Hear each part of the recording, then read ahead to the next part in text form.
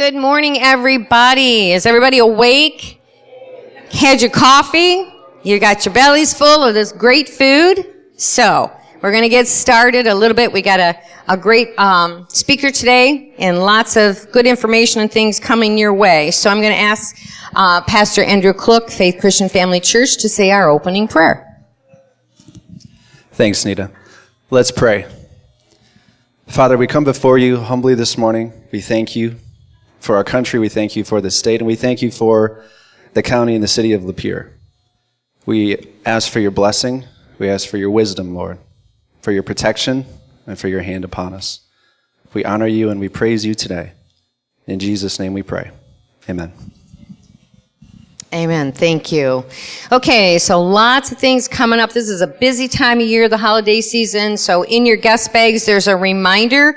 The annual Chamber of Commerce Holiday Mixer will be on Thursday, December the 5th at Lapeer Country Club this year. It's obviously complimentary hors d'oeuvres and food, and then it is a cash bar. And it is also a fundraiser for Holiday Depot of Lapeer and also for the Sunrise Kiwanis Backpack program. For those of you who may not know what that is, the Sunrise Kiwanis provides backpacks full of food for children who are in need, who are on state food programs for lunch, so that they have food to take home for the weekend, so they have food. So we're asking everyone, when you come in, please RSVP. It is very difficult to plan for food to make sure nobody goes hungry and seating and so on when we don't have RSVP. So please do that. The email reminders have been going out for a couple of weeks now. Santa and Mrs. Claus, I hear, are going to make a visit. McLaren Lapeer Region is a co-sponsor this year helping us. They're going to do a special presentation to each of the nonprofits that we're supporting. It's a great networking. It's a lot of fun. We're going to do some fun things, so we hope that you all will come and join us to celebrate the season and the end of a wonderful year, all of us in this community working together to make this a great place to work and to live. So please RSVP for that event. And then the Christmas parade, Saturday, December 7th. If your business or your organization is thinking about an entry in the parade, and it does not have to be a float, it doesn't have to follow the theme if you don't want it to. We just create that so it does make it fun for people who want to do that. So that is Saturday, December the 7th. So in your bag, there's a parade application as a reminder. So please consider that and join us for the annual Christmas parade. All of the decorating is done downtown. 2 days of that. We finished that up last night, tested all the lights, so everything is going to be ready to flip that switch. And I think we're going to flip that switch next Monday. So it'll be the start of the entire Thanksgiving week and then all the way through the Christmas season. It'll be beautiful, I guarantee. And I want to thank all of the sponsors and businesses downtown and around the community who help us support it and help us to provide the funding. And Goyette Mechanical is our major sponsor. Bless their hearts. They came out 2 days. It took them to finish all of the decorating, stripped the Christmas tree of the old lights. We have brand new lights on it this year. They've done electrical work for us to help us accommodate the growth of the decorations and so on. So we're very grateful for all of the support and the sponsors who help us do that every year. And then January, Citizen of the Year Awards. How many of you don't know what that is? Okay. So most of you do. That's great. I'm glad to hear that. That makes me feel good. So, January 23rd, Devil's Ridge Golf Club is the annual Citizen of the Year Awards, and what that is about is one adult male, one adult female are nominated for their exemplary volunteer work and contributions outside of employment to help improve the quality of life for others in this community. And then we also have 2 students who are nominated through the schools. We provide a $1,000 scholarship to those 2 students for college, and then we do $1,000 scholarship for each of the recipients of the adult award, so that can go to the nonprofit organizations of their choice that who they wish to support and help. So that will be on the 23rd. So if you work in organizations or groups where you are affiliated with a lot of folks who are donating their time and they're volunteering, please take the time, fill out a nomination form and a letter of support and start getting those into the office. So we would appreciate that because that's where the nominations come from. All the people connected in the community who know the people who are going above and beyond to do special things on their own time, of their own volition. So, okay, with that said, I am going to introduce Mildred Kress from the U.S. Department of Labor. She is our guest speaker. Come on up, Mildred.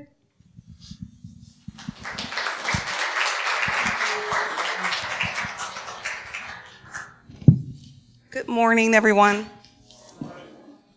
I just realized, I think, just this moment, I'm not a morning person. I'm here, but I'm kind of not. So I thank Nita for inviting me today because it's really important for employers to know what labor laws they have to comply with. So I am with the U.S. Department of Labor's Wage and Hour Division. I am their outreach and planning specialist. There is a Michigan Wage and Hour Division, but I am the federal entity. We have two agencies, two district offices, one in Detroit and one in Grand Rapids. I'm out of the Detroit office, and each office is staffed with investigators who are charged with going out and determining whether employers are in compliance with the law. So we enforce a number of laws, the Family Medical Leave Act, laws that govern government contracts, laws that protect migrant and seasonal workers, but the primary law that we enforce is the Fair Labor Standards Act. And that's the law I'm going to talk to you about today. This PowerPoint is to keep me on track of the things that I want to make sure I touch on today, but it's very informal, so if you have questions, feel free to just raise your hand and let's just make it a conversation. So the Fair Labor Standards Act has 5 provisions: coverage, minimum wage, overtime, record keeping, child labor. And it pretty much governs the work that we do in this country.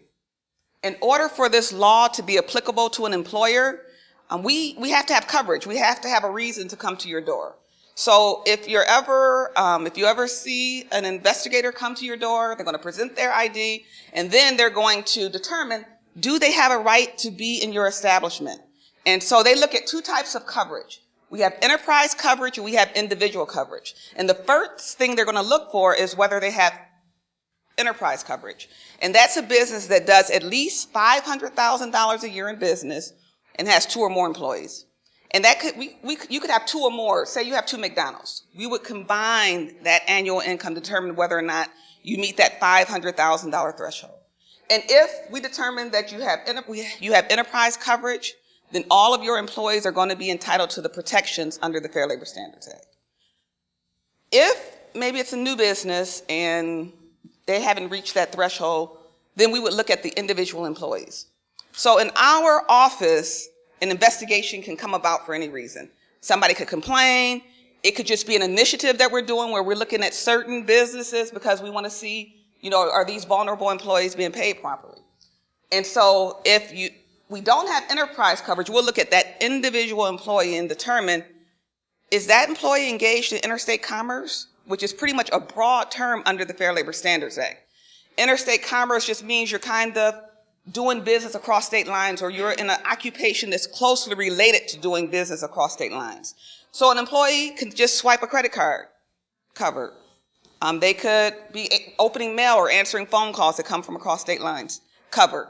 And so once we establish coverage, then those employees are entitled to protections. And that means as an employer, you're entitled to comply with those provisions.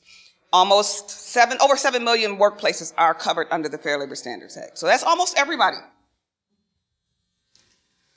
So the first protection that they have is that they have to be paid at least minimum wage. So federal minimum wage is $7.25, but we know that the state minimum wage is higher. So just in general, whenever state law and federal law apply, you're going to always go with the more protective law.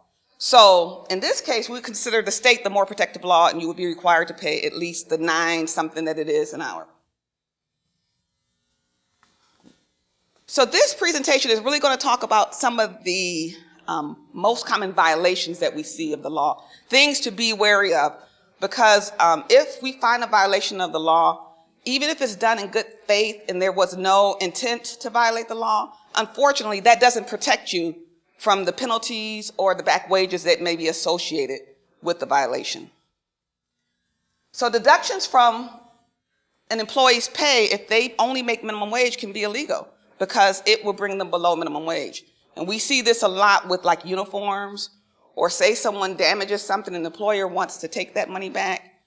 They can't take that from a minimum wage employee, or we consider that, against the law if it's primarily for the benefit of the employer and it brings that employee below minimum wage. So if, say, an employee breaks something and you don't take that money directly from their check, you tell them they have to pay you back, we would still consider that a deduction, even if you didn't directly deduct it. If they have to come back to you and pay money, we consider that a deduction, and that's against the law.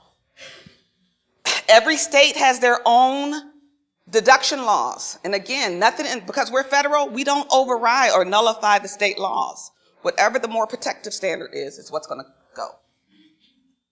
Any questions about deductions? So, yeah. When I was younger, I used to work at one of the big box retailers in town. Mm-hmm. Closed shop and be a member of the union. But the pay rates were pretty low to the point when union deductions were put in, it bring you below minimum wage. Why was that? Because union deductions are pretty, they're typically not for the benefit of the employer. That's for the benefit of the employee. So in order for it to be illegal, it has to be for the benefit of the employer and then bring you below minimum wage. So even wage garnishments, if the court decides that, it wouldn't be illegal. Jurisdiction over enterprises and individuals that can sound like under certain circumstances? Mm-hmm. So when I say, go ahead. So my question is, what if does this still apply if a company didn't fall in that category? If they didn't fall in that category? So it was like a small business that didn't meet 500,000. Mm-hmm. Well, then we would look at the employee, and then the employee, if the employee is engaged in interstate commerce, and again, that's a very broad term, say they're working at a small mom and pop store, but they're swiping credit cards, we would consider that interstate commerce. And I think it's broad to try to capture as many workers as possible. So, it's very rare, but there are some occasions where it's not met. They're doing business locally. They're not transporting goods or using supplies from over state lines. They're not meeting that $500,000 threshold. They wouldn't be covered, and they wouldn't have to comply with the law. But again, that's pretty rare.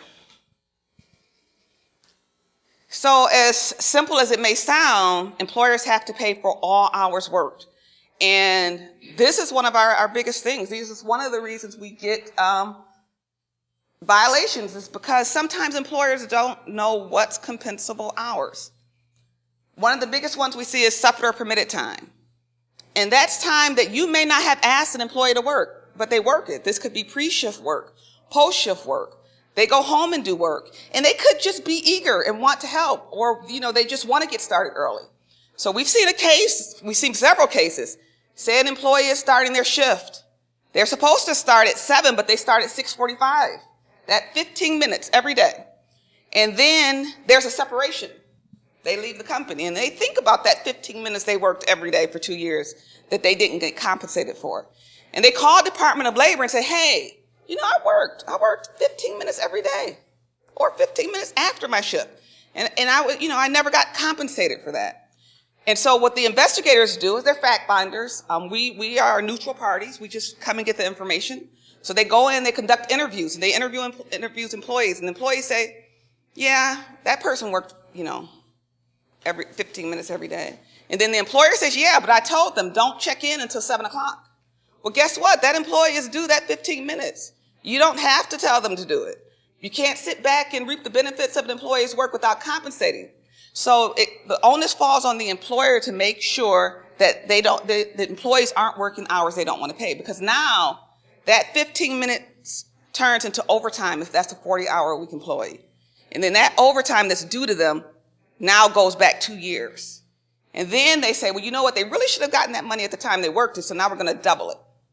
And then when Department of Labor goes in, they don't look at just the complainant. They don't come in and say, such and such said. They look at everybody. So guess what? It was a few more people working over. Now you owe thousands of dollars dating back for 2 years. So just be careful. Waiting time. Is that employee engaged to wait, or are they waiting to be engaged? Sometimes it's compensable. If they're waiting to be engaged, that means they're there, you're in control of that time. They may have come in early at McDonald's, but there's no business, and the employer says, hey, just wait an hour. Well, the employer is in control of that time. They can't use it freely. But if the employer says, go home, come back, and the employee says, well, I'm going to wait anyway, then they're waiting to be engaged, and that's not compensable. On call, typically on call is you have to pay for it if the employee is working. Simply being on call does not compensate, doesn't mean that that time is compensable. But once an employee has to actually do some work, then it would be compensable. Even asking an employee to be like within an hour of distance doesn't mean that that time is controlled by the employer. That employee still can pretty much do what they want, and that time wouldn't be compensable. Under federal law, we don't require that you give employees meal and rest periods, but they're common. They're supposed to keep your employees going. You don't really run across a time where employees aren't given rest breaks. So once you give a break or a lunch period, that's when rules come into play. So you can't, anything 20 minutes or less we consider a break, and that time is always compensable. You can't deduct it. And we have employers say, well, that employee likes to smoke, and I let them go ahead and smoke, but I'm not going to pay for that many breaks. If you let them take the break, you have to pay for it. 30 minutes or more is if they are free and clear of duty, we consider that a bona fide lunch period, and that time can be deducted. So 30 minutes or less, always compensable. 20 minutes or less, always compensable. 30 minutes or more, it could be a bona fide break. So what about 20 to 30 minutes? We consider that a gray area. We don't recommend you give breaks that long. If an employee comes and says, yeah, I got a 25-minute lunch period, but it wasn't really a break. I really didn't have enough time to secure a meal. And then an investigator does an investigation and determines that 25 minutes wasn't really a bona fide meal break that was deductible. Then again, you're back in the situation where now you're owing this time for all those deductions. And another thing we see is automatic deductions of lunch. And then the employee says they never took them, even though it was automatically deducted. So you want to be careful with that. Training time, typically training time is always paid. I'm going to say 99% of the time, training time is always paid. If it's primarily for the job, it's not voluntary, it's not outside of work hours, no work has been being done during that time, then it could not, you can say it's not compensable. But for the most part, all four criteria have to be met. It has to be outside of job, and all the things I just said, in order for it to not be compensable. But most times it will be. Unless you're working in a group home or something, sleep time is really not going to apply. Does anybody have any time with sleep time? Okay. Covered employees have to be paid overtime, and that's going to be time and a half after 40 hours in a work week. We consider a work week 7 consecutive 24-hour periods, 168 hours. We don't care what day you started on, as long as once you set that work week, that's your work week. And to be in compliance with the Fair Labor Standards Act, you have to look at each work week individually. So even if you adopt a biweekly pay period, if you adopt a monthly pay period, each week stands alone. So if you have a biweekly pay period, they work 50 in the first week, 30 in the second, for a total of 80 hours. They're due 10 hours of overtime for that first week. If you have 2 establishments and they work at the establishment, both establishments in the same week, you have 2 license number. You can't say I'm going to pay them on one check and then pay them on the other. Those hours have to be combined for overtime purposes. And it doesn't have to be it doesn't have to be 2 McDonald's. If you have a convenience store and you have a McDonald's, it doesn't matter. If you're swapping employees, then those hours need to be combined. So some of the most common violations we see with overtime is having the wrong regular rate of pay. So sometimes an employee may have a bonus that we consider a non-discretionary, like a production bonus. It should be included. Again, if they work 2 different jobs, we had one case where a teacher for daycare drove the bus and was a teacher, had 2 different pay rates. Well, you have to weight those two different pay rates to come up with the overtime rate. You can't just take the lowest rate or the highest rate. Or sometimes you can do the rate that's in effect when overtime takes place. And this is kind of what it looks like. So even if the bonus is just $10 that week, you still have to include it. So once you get the pay rate, once you take that hourly rate and multiply it by the hours worked, you need to add that $10 in and then divide by the hours to get the regular rate, because this is their new pay rate because they got that $10. And then if they're working the two different jobs, again, you have to combine and get the weighted average to determine what the correct overtime is going to be. We're going to talk a little bit, okay, so the white collar exemption, we're going to talk about that because we just had a final rule that was implemented in September that changed the threshold for who qualifies for that exemption. But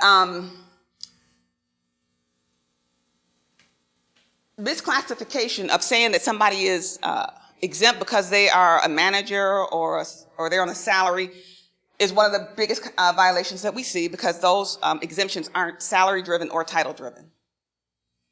We talked about deductions, misclassification, treating employees as independent contractors. We see this a lot, and we see it in a lot of industries where they say that this employee really isn't my employee. They're their own entity. They're an independent contractor. They're this 1099 employee. Well, we look at what we call the economic realities, and we have 6 factors to look at to determine whether this person is independent, they're really their own company, they're really making their own decisions, they got contracts here and there, or are they really an employee who maybe just may have a license or EIN number? Are they an employee? Are they an independent contractor? And most times we find out the economic reality, if they are dependent on that employer for their income, the employer is directing their hours of work and kind of in control, then most of the times they are an employee and not an independent contractor. And that's a big one, because if a person is indeed an independent contractor, then if they worked over 40 hours, you don't have to pay overtime. You don't have to do the things that you do for those that are protected under the Fair Labor Standards Act. Hours worked, again, just a big one. Make sure you're paying for the work that employees do. And whenever there's state or federal law, you're going to always go with the more stricter standard. Okay, so to be exempt from overtime, typically these are your managers. We call it the EAP, Executive, Administration, and Professional. And these are the ones who are usually the supervisors or the managers, and they're paid on a salary level. But there's 3 tests that you have to look at to make sure that they are indeed exempt. So if some of you have followed the rules back in the Obama administration, they set this threshold where they were going to change the rate to this higher rate, and then the court stopped it, and then they went to reevaluate a new number. Well, they came up with a final rule that says that effective on January 1st, in order for a white-collar worker to be exempt from overtime, they have to make $684 per week. So currently, we're enforcing that $455. But come January, that number changes, it increases, and these are the equivalents. Then they have to be paid on a salary. You know, that's a set rate that they get, you know, whether or not they're productive or not, as long as they're there, they get that set rate. But what's going to change with the new law is that non-discretionary bonuses can be included to make up that, to reach that $684. And before that wasn't the case. So that's going to be the only change with the salaries test. Duties test those changes. They have to be primarily in the work of management. They have to direct the work of at least 2 or more full-time employees. And they have to have the ability to change the status of an employee or have some type of input, significant input to hire, fire, demote, promote. And then when they meet all 3 of those requirements, then they would be considered exempt from overtime. We also govern the work of individuals under the age of 18. 14 is the minimum working age for minors in non-agricultural work. Anybody under 14 can work at a business solely owned by their parent. They can work in TV, movies, maybe do some babysitting or domestic chores around the house, deliver newspapers. But 14 is considered the minimum working age. 14 and 15-year-olds, they have stricter limits on them. They can only work certain times a day. They can only work so many hours a week. And they can only work in jobs that are specified in the law. If the law doesn't specifically say they can work in that job, then it's prohibited. 16 and 17-year-olds, they can work as many hours as they want. There are no restrictions there. But the Secretary of Labor has declared 17 occupations hazardous, and no minor under the age of 18 can work in those occupations. There are some exceptions for certain apprenticeships, but for the most part, minors cannot work in the hazardous occupations. That's just federal law, right? This is federal law. Now, state, again, has their own set of law. Every state has their own set of child labor laws. Record keeping. So for your covered employees, you need to keep records of the hours they work, the hours they worked for each day, daily timekeeping records, payroll records, records that document when their salary changes. If they're under the age of 19, you need to have some record of their birth date. We don't care how you keep your records. If you use electronic records, if you use handwritten records, as long as they're accurate and accessible. This is your best friend. When an investigator comes in and they do an investigation, the first thing they're going to ask is for your records dating back 2 years. And if you don't have those records, then they're going to start interviewing employees. And then they're going to base their findings off of what they get out of the interviews. So as an employer, you have to keep your own records. You don't want something determined based off of interviews. 2 years, we will go back 3 years if there's a willful violation, meaning we've investigated that establishment before and they had violations, and then if they come back and they have more violations, then we can go back for 3 years. We say you need to keep records, payroll records for 3 years, but IRS may say you need to keep them for 7.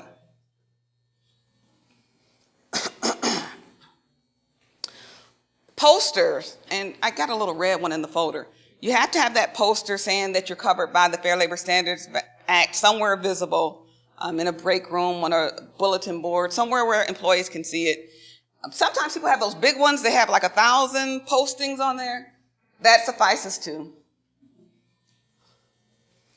So this is what we don't get involved with. We don't get involved with holiday pay, vacation pay. Oh, they fired me. Again, meal and rest periods, if you don't give breaks, as long as you pay them, we don't get involved. Vacation days off, premium pay. I worked a weekend. I was supposed to get this premium shift. We don't get involved in that. Discharge, we don't limit the number of hours that 16-year-old can work. We don't get involved in pay raises and fringe benefits. So again, our investigators in the office are in charge of going out and determining whether or not there's compliance with the law.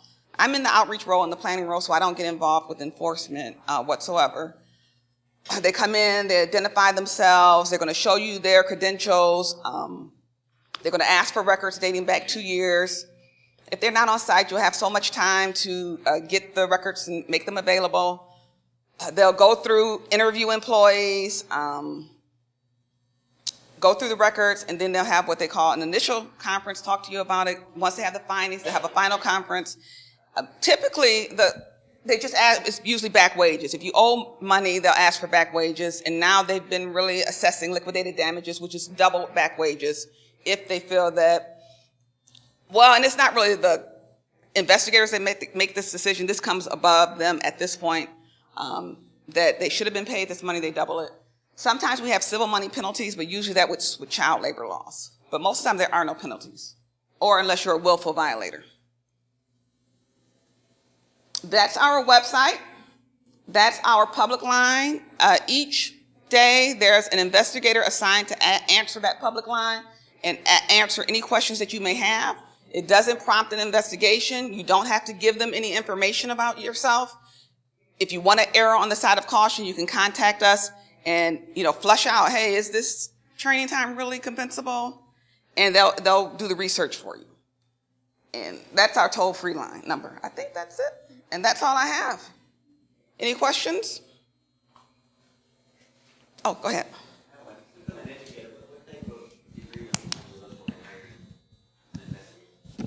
Just a bachelor's degree. Any field. We have a whole array of different fields. All right, thank you guys. Okay, our first sponsor today, Jessica Harold from Cookies and Cream. Yum. Brand new business in downtown Lapeer.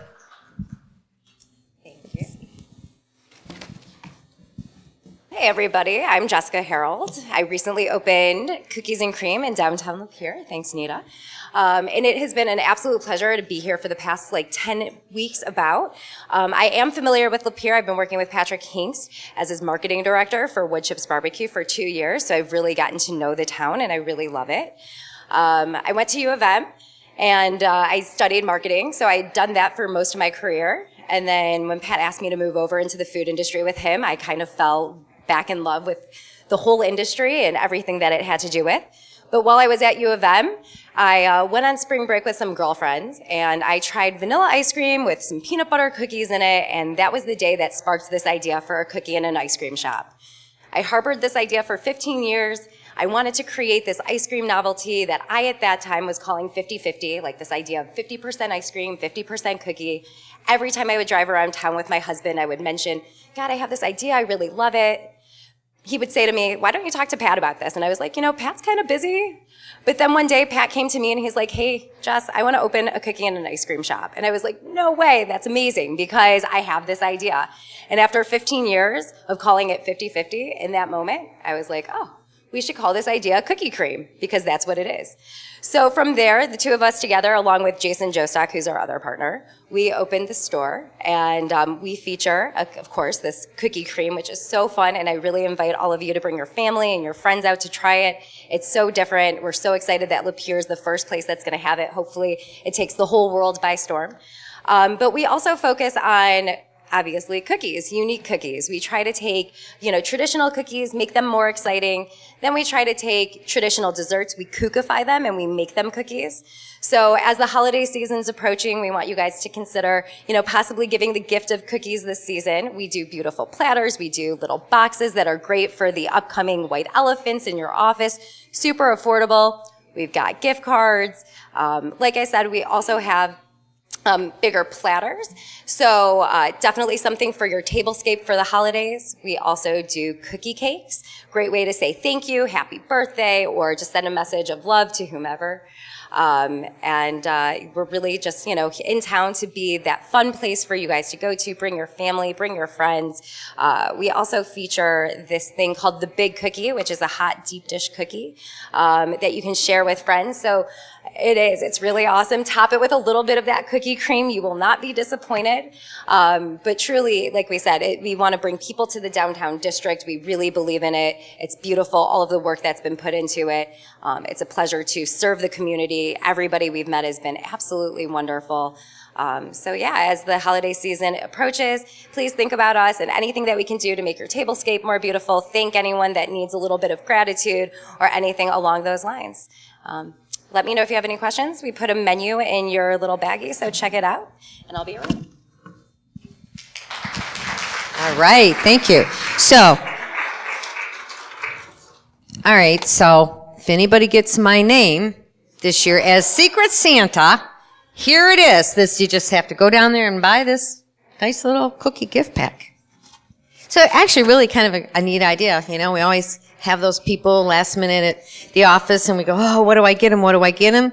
Who can go wrong with cookies, So, okay, so we are going to have everybody get up. You're going to stretch your legs for about 15 minutes. Grab your business cards. If there's someone here that you haven't met and you see a new face, you're going to do some networking for the next 15 minutes. So everybody get up. Nobody gets to stay in their seat. 15 minutes. That's all you got. Okay, if you'll make your way back to your tables, folks, it's time, and we're going to resume our program. I'm going to introduce our next sponsor, United Way of Lapeer, and Miss Kim McComb will be speaking on behalf, right? That's what you told me. That's right. Good morning. How are you this morning? My name is Kim McComb. I'm the board president for United Way of Lapeer County. I'm also in Lapeer, Kiwanis, because I don't want to get fined, so I have to make sure that I say that. Everyone knows what that is. We also have with us today Emily Barber. Emily, say hello. Emily is our vice president, and she's also in Kiwanis. Yeah, because we don't want to get fined, neither one of us. I am here just because, I love United Way. Community service is so important. A lot of us have our day jobs, but giving back to the community is just a way to make this a better place to live and to make sure that those in our community who aren't as blessed as we are have opportunities for their lives to get better. United Way believes that not only is it important to give someone a fish, but it's also important to teach them how to fish. So Kim Hebert is our executive director, and since she's there doing day-to-day operations, she's going to give you more details about United Way. So thank you for allowing us to sponsor today. Good morning. My name's Kim Hibbard, and I am the executive director with the United Way of Lapeer County. And I just wanted to take a few minutes this morning to talk to you about United Way.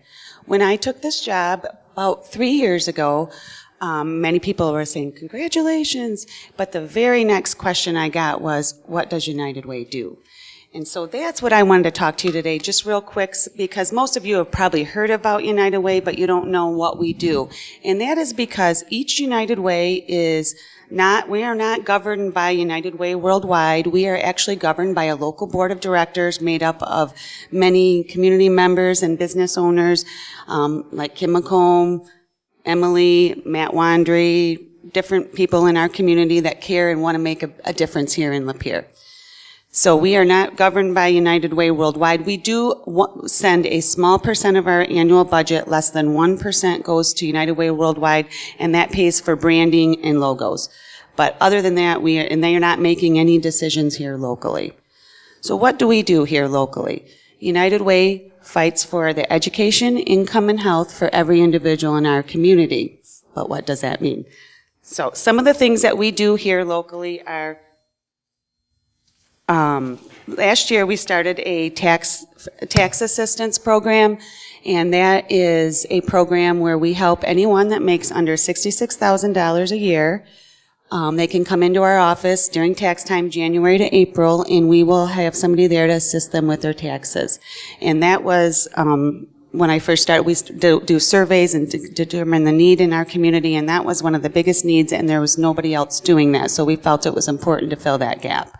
So we are doing that, and last year alone was our first year doing it, and last year we were able to bring back $155,888 to our local community through doing the tax returns.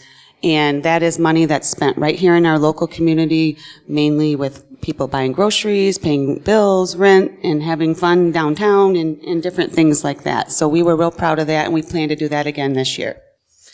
The other thing we do is we provide food for the hungry.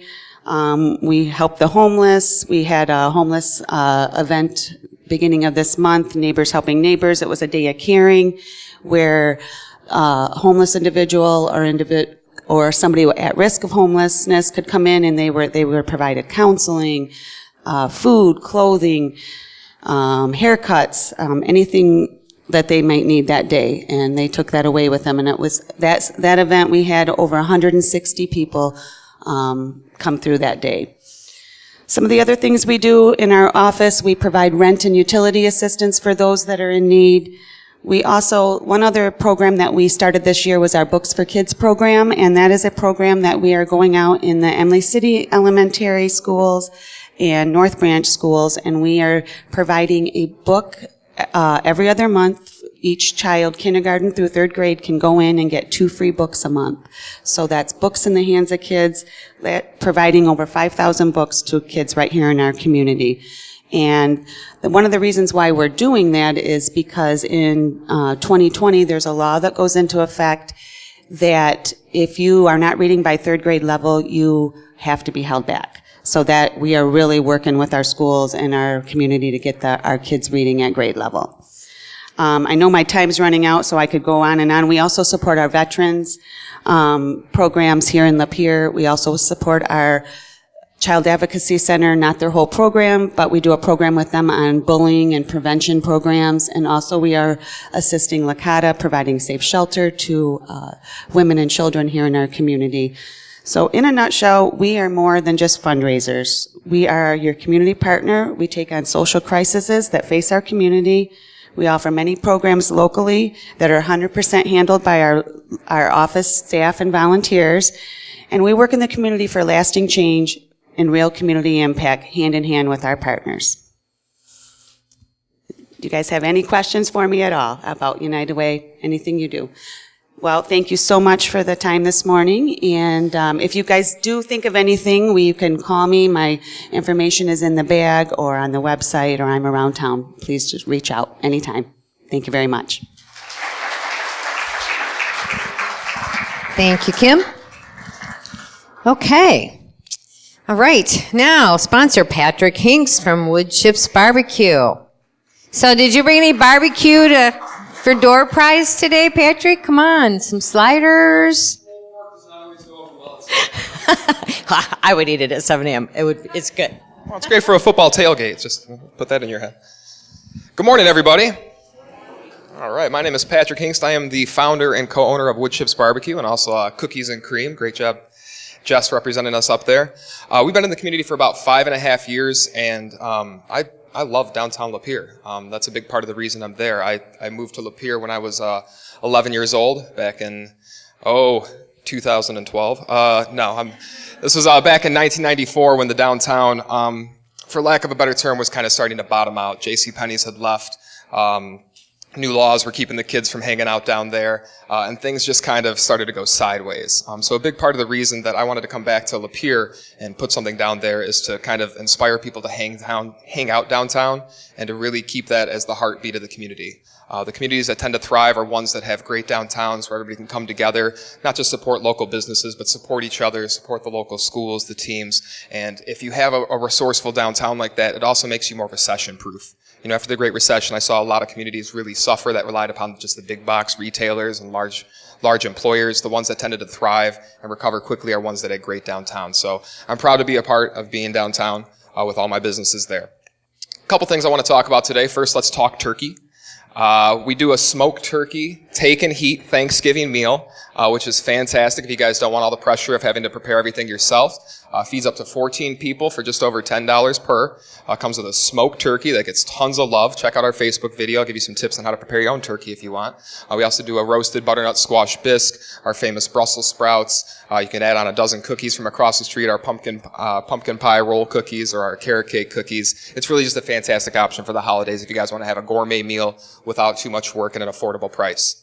Other thing I want to mention, our regular catering menu, great for any holiday parties that you have coming up at the office, but we do full service catering. Well, what's that mean? It means we do some things as big as 1,000-person weddings. We have a catering liquor license, which allows us to serve throughout the state of Michigan at any venue. We're fully insured to make sure any place is willing to work with us. And we have some great partners. If you know anybody that is engaged around the holiday season, please send them to talk to us because I'm very passionate about building great experiences for people, making sure their big day goes off without a hitch. And if you're one of the attendees, making sure that you have a great meal because we've all had that wedding with that soggy chicken and overcooked pasta, right?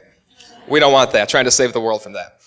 Final thing I want to get into here, talking about stuff we love doing for the community. You guys have a little flyer in there of our fundraising programs. Now this is a little more innovative than most restaurants out there. We do have that option of coming and taking over the restaurant, getting a portion of your sales to help. But in all honesty, I've been in restaurants since I was 16. Those programs tend not to give you a whole bunch of bang for the buck.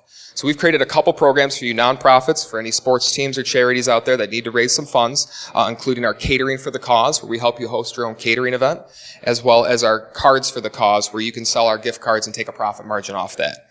These offer great ceilings where you guys can really bring in hundreds, if not thousands of dollars. The more work that you put in, the more you're going to be able to make, and it really just gives you guys a tool to empower your fundraising while making it a little fun and supporting a local business.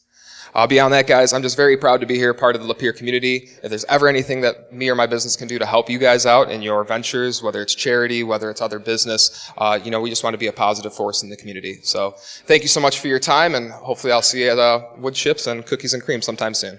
Have a great day. Thank you, Patrick.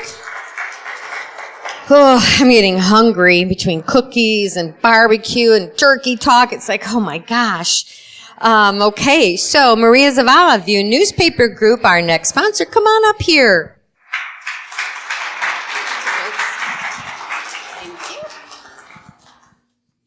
Good morning, everyone. My name is Maria. I'm with the View Newspaper Group, and I am in the advertising department. I see a lot of familiar faces, however, it's still not helping relieve the edge. So a lot of you may already know, but for those that don't, the View Newspaper Group is comprised of 19 community papers, covering 10 Michigan counties and printing more than 310 copies each week. For those that ask if people still read the paper, the answer is yes. Community newspapers remain alive, well, and working. We had a big year this year. We celebrated our 5th anniversary. We feel that we succeed because we are strong believers in commitment to the communities that we serve. We partner up with local nonprofit charities, nonprofits, charities, and service organizations, and are able to give back to our community. In 2019 alone, the View Newspaper Group raised more than $36,000 for area nonprofits. No other media company in the areas that we serve give back at the level and rate that we do. Of course, we do not do this alone. Our clients are our partners in giving back and helping our community grow. What can we do for you today? In Lapeer, we publish the Lapeer Area View newspaper, where your business message is delivered to 34,000 homes by direct mail every Thursday. The County Press on Sunday and Wednesday. The County Press Sunday and Wednesday are delivered to over 14,000 homes of paid subscribers. And I'm happy to share that our audit report concluded that 71% of our readers use our paper to help them with their buying decisions. If you're a local business looking to increase your footprint, connect with your community and grow your brand, start with your local paper, whom you know, trust, and gives back. I do not believe that we have anything in the bag. However, when you go home today, you will have a free LA View waiting for you, filled with news and information about the community. Thank you. Thanks, Maria.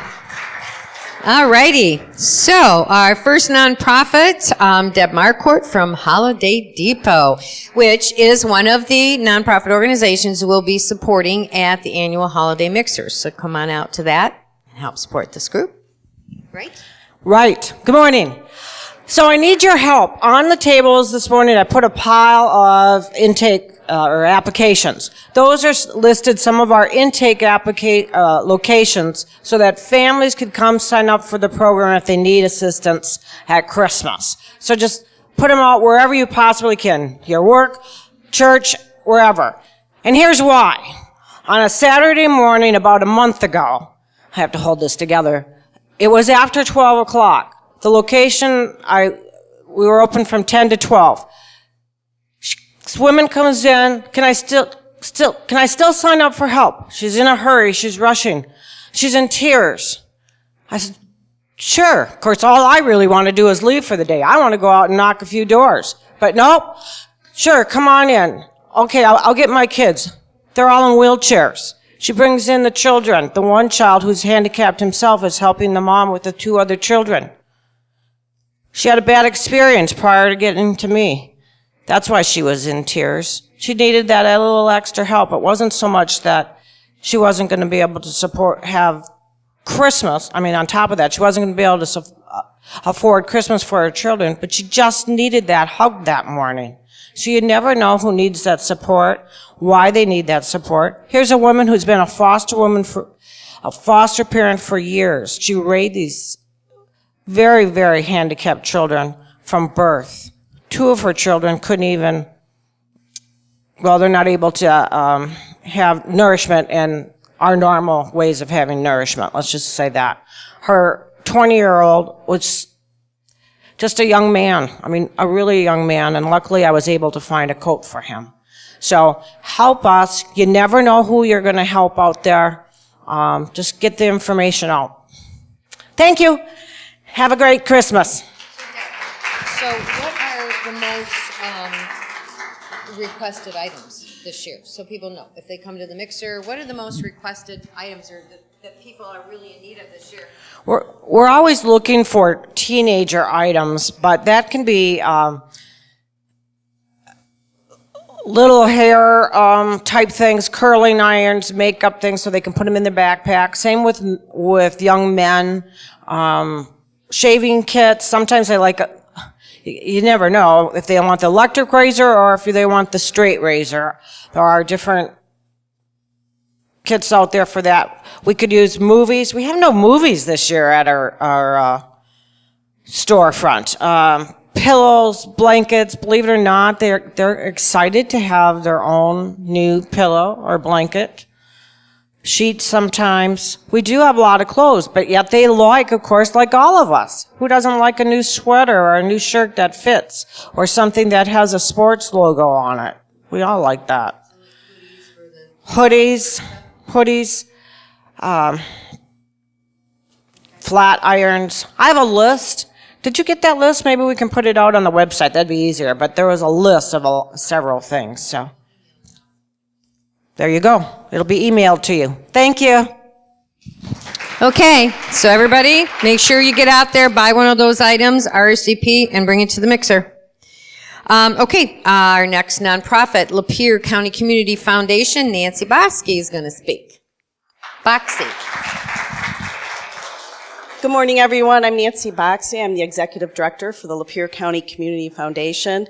And the exciting thing is a lot of the folks that you've heard from here today, whether it be United Way or Holiday Depot, what we do is support our local nonprofits to do the work that they do in our local communities. Our job is really about connecting donors and people that have charitable goals with the things that mean the most to them. Every year, we grant make over $400,000 back into Lapeer County, affecting everything from our students through our new LEAF child savings account programs to our senior citizens, and everything ranging from education, health and human services to the arts and culture and on from there. So today I'm talking about Giving Tuesday. You all have a flyer in your packet. Giving Tuesday takes place the Tuesday after Thanksgiving. It is an international day of giving, and everybody likes to know that their dollar goes farther. And so for the second year, the Community Foundation is matching dollar for dollar every donation that is made to one of our endowed funds.